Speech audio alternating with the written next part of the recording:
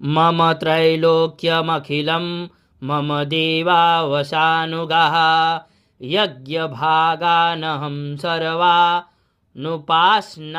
पृथक् पृथक् त्रैलोक्ये वररत्नानि मम वश्यान्यशेषतः तथैव गजरत्नं च हृत्वा देवेन्द्रवाहनं क्षीरोदमथनोद्भूतमस्वरत्नं ममामरहि उच्चैः श्रवससंज्ञं तत् प्रणित्पत्य समर्पितम्।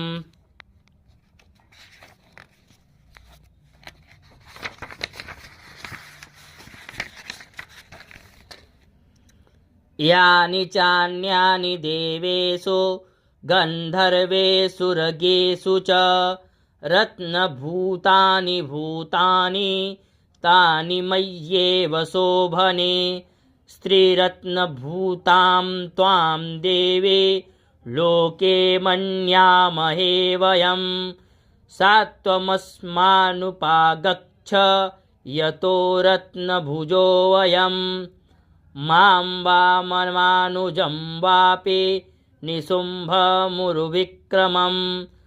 भजत्वं चञ्चलापाङ्गे रत्नभूतासि वै यतः परमैश्वर्यमतुलं प्राप्स्यसे मत्परिग्रहात् एतद्बुद्ध्या समालोच्य मत्परिग्रहतां व्रज।